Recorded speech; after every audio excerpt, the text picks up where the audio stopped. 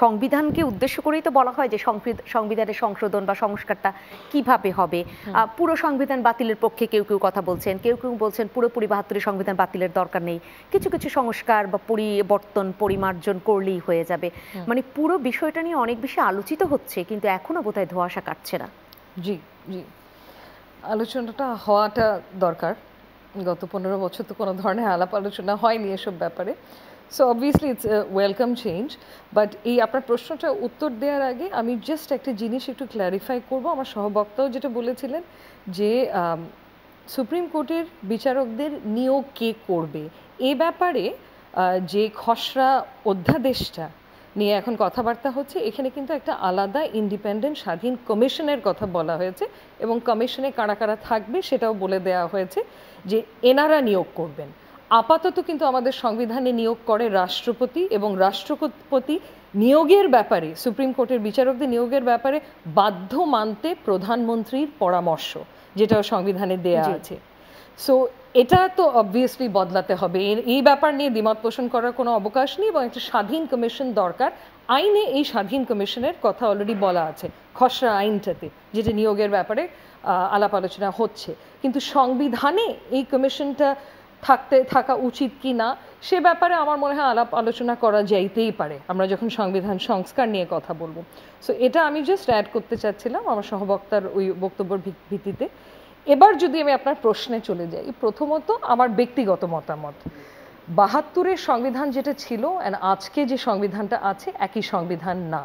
অনেকবার কাটাছেঁড়া হয়েছে, অনেকবার বলতে ১৭ বার এটাকে সংশোধন করা হয়েছে, এবং বেশিরভাগ ক্ষেত্রে যখন সংশোধন করা হয়েছে, এই সংশোধন করা হয়েছে রাজনৈতিক উদ্দেশ্যে, ক্ষমতায় টিকে থাকার উদ্দেশ্যে, ক্ষমতা কেন্দ্রীভূতকরণের উদ্দেশ্যে, বা বিচার বিভাগের স্বাধীনতা ক্ষুণ্ণ করার উদ্দেশ্যে, এরকম পলিটিক্যাল গেইনসের জন্য, ভেরি ন্যারো পলিটিক্যাল গেইনস, এই সংশোধন গুলো করা হয়েছে।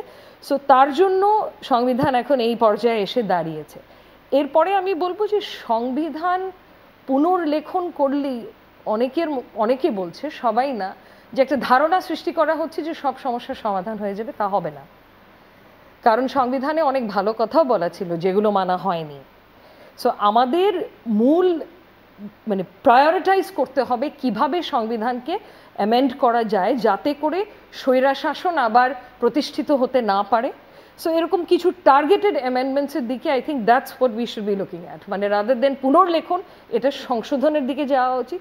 এখন আমি আইনজীবী, তাহলে কি আপনি তাদের সাথে একমত কিনা? এখানে একটু আপনি যেটা বললেন যে মানা হয়নি, সংবিধানে অনেক কিছু ছিল, এবং বিশেষ করে মানুষ সেই মুক্তিযুদ্ধের সময়ের যে সামাজিক মানে মানবিক মর্যাদা, সামাজিক ন্যায় বিচার, সাম্য যে কথাগুলো ছিল মানা হয়নি, সেই জায়গাটায় অনেকেই আপনার মতো করেই বলছে যে মানিনি, আওয়ামী লীগ সরকার মানিনি, সেটা আওয়ামী লীগ সরকারের সমস্যা, তাদের দোষ, বা তারা এই অপরাধে অপরাধী। কিন্তু অপরাধ কিন্তু সংবিধানের না, যে সংবিধান পরিপূর্ণভাবে পরিবর্তন করতে হবে। তাহলে কি আপনি তাদের কথার সাথে একমত কিনা? না, আমি বলছি না এটা পারফেক্ট একটা ডকুমেন্ট, এখানেও ভুল ত্রুটি আছে, এবং আমাদের এত বছরের অভিজ্ঞতা, ৫৩ বছরের অভিজ্ঞতায় যে ভুলগুলো বা ত্রুটিগুলো বা যেগুলো দেখেছি আমরা কাজ করছে না, সেগুলোর দিকে তাকাতেই হবে, সেগুলো সংশোধন করতে হবে। কারণ সংবিধান একটা লিভিং ডকুমেন্ট, এটাকে আমরা বলি আমাদের আশা আকাঙ্ক্ষার প্রতিফলন ঘটে সংবিধানের মাধ্যমে।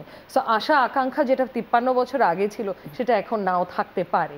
সো লিভিং ডকুমেন্ট, এটা পরিবর্তন করতে হবে, এবং ভুল ত্রুটি আছে যেগুলোর দিকে তাকাতে হবে। যেরকম বিচার বিভাগের স্বাধীনতার কথাটা বললাম, সেখানে তো আছে, সেখানে বলা হয়েছে যে বিচার বিভাগ স্বাধীনভাবে তাদের দায়িত্ব পালন করবে, কিন্তু যেরকম রাষ্ট্রপতি বিচারক নিয়োগ করবে, রাষ্ট্রপতি কার পরামর্শ মানতে বাধ্য? প্রধানমন্ত্রী। এরকম অনেকগুলো দিক আছে সংবিধানে যেগুলোর দিকে তাকাতে হবে, সংশোধন করতে হবে।